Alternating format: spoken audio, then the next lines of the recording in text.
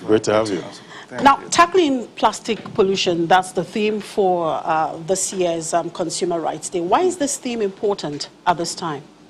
Yes, you know that every year we do have a theme for the World Consumer Rights Day. But this particular year we're talking about tackling plastics pollution. Why? Because everywhere you go, you see plastics everywhere, and it's actually very, very wrong, and it pollutes the environment, especially the ocean.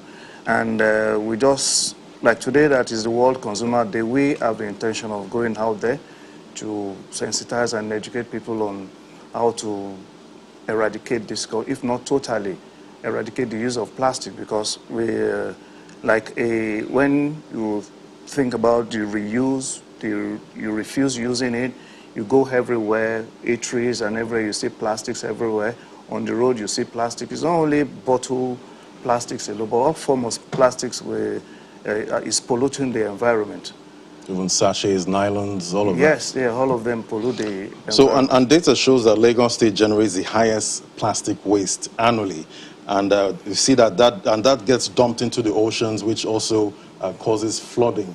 So what is the state government doing to eradicate this problem? The state government is doing a lot, apart from the issue of the plastic. There are some other things, but as regards the plastics, we're trying to, it's still continuous education of the masses about why they should not use all these plastics, because it's really pollute the ocean. And it's only when you eradicate this from this side that you can clean the ocean. Because if you clean the ocean now and you've not sorted out the issue of the use of plastic in and around the environment, that is still the same thing. Well, of course, obviously, consumers won't be stopped from using plastics, particularly now we have, COVID-19 pandemic. Then you have a lot of manufacturers coming up with face masks. You have gloves. All of these things are made of plastics. And then people would have to, of course, buy their food, drinks, and all of that. So while you educate consumers to be mindful of the usage or how to dispose it, but for you, as the state government, what have you done in the area of, separation of waste materials into paper, plastic, aluminium? Because when you go to other developed economies, for instance, in the US, you find out that when people want to dump their refuse, they have place where they have to dump plastic because it has to go through recycling and all of that. So at the point of dumping, how have the government been able to say, okay, this is the area we would say, okay, we have the plastics dumped? Like our own economy is still developing, and that is part of what we're going to be doing today, because once Olivia and I were going to, and it's going to do short of road work and everything, and it still boils down to sensitizing the public about, because we'll be picking plastics along the road to demonstrate that once you pick all those things, you separate them and keep them separate from... But the government will have to make a provision. Yes, the government is definitely, the government is making provision for that. It's not really, it's a new thing per se here, because it's part of this enlightenment, public enlightenment and sensitization that will allow people to understand the reason why they should stay, at least to a very large extent, stay away from this use of, what about plastic recycling plans? Yeah, well, on the issue of recycling plan, I may not be able to say much on that, but I know one thing, because we are going to be making recommendation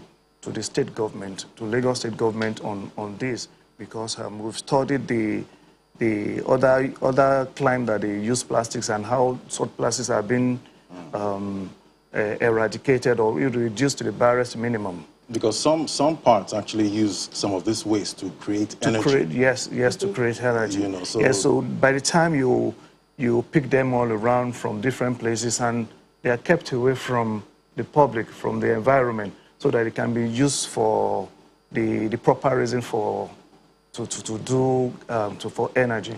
Now, aside from sensitizing the consumers, what about the manufacturers of these plastic? For instance, some of these companies that manufacture drinks in plastic, how do you also sensitize them? How do you monitor them? How do you ensure that they produce these plastics in a sustainable manner, because all of these, talking about this consumer right, it's still doing things in a sustainable manner. How do you check with this?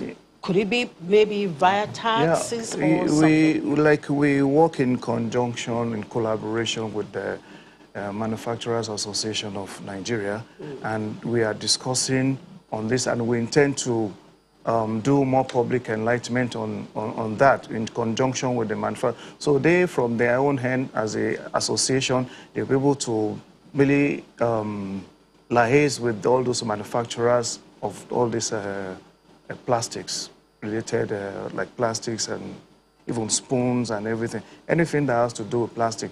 So with a collaboration with them and the Federal Competition and Consumer Protection Commission, which is the federal bit of this, so okay, work in collaboration. Since today is Consumer Welfare and Protection Day, it is important to address this inevitable adjustment to the price of petrol, and refined product. What is being done by this agency to protect consumers from pricing, gouging, fixing, and collusion by marketers and unscrupulous manufacturers?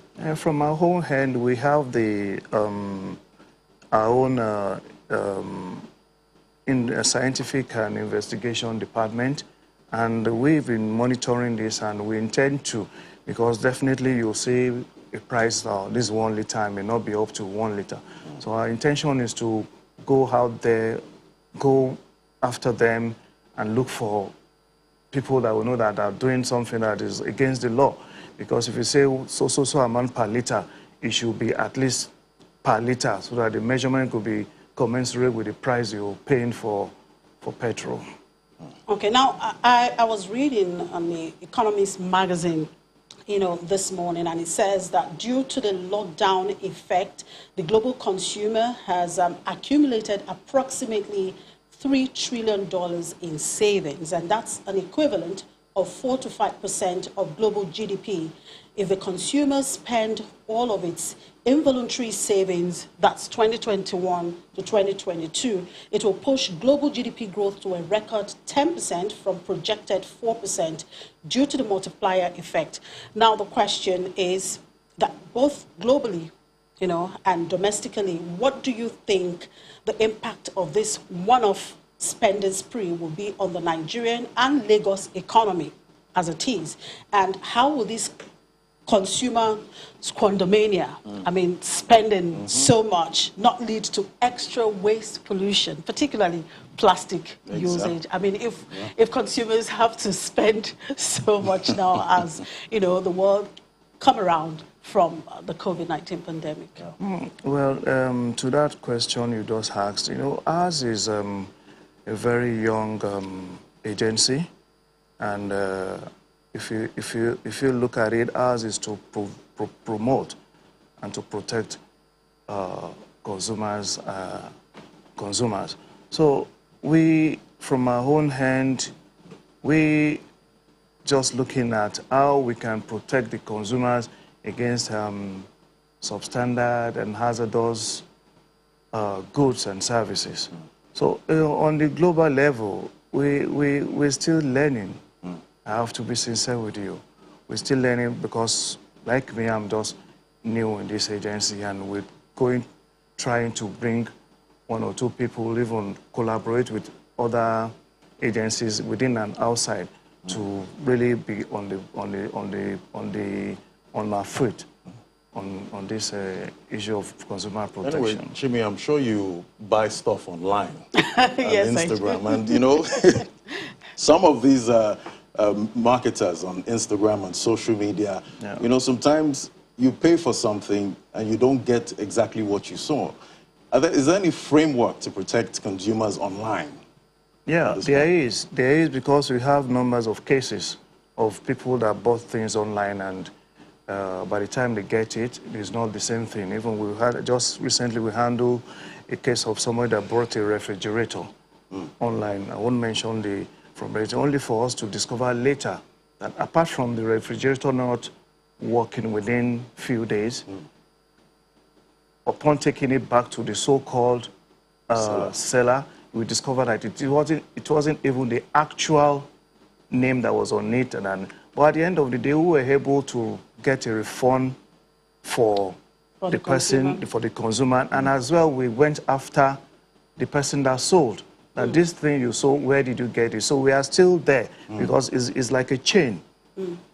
That's what we call it. It's like deceit. If you telling me this is Blam, and you are selling Blammer, definitely you're not selling the real thing. So we still go after them, and I can assure you that from things we've done as per consumer rights as regards goods and services, Lagos State government is really on top of the game.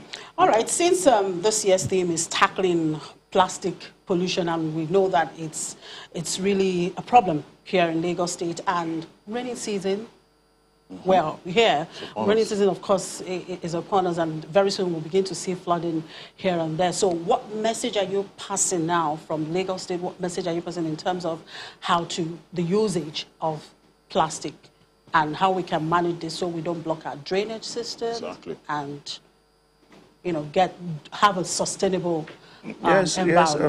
A message there to the public is that they should try as much as possible to avoid throwing plastics or any form of plastics in drainages and everything, though the LOMA is there to do and clear some of this thing off the road and off the drainages. And we just enjoin people as well to try as much as possible to avoid doing that, because it's a form of rethink, and so that we know, even if you want to reuse, we know that it shouldn't be where it should be hazardous to the health of the populace. All right, thank you very much, Mr. Falabi Sholembo, for thank you so much. Thank you for inviting us. Yeah. Okay, we take a break, and when we come back, we look at the markets, particularly the trend we have seen so far in the fixed income market. Do stay with us.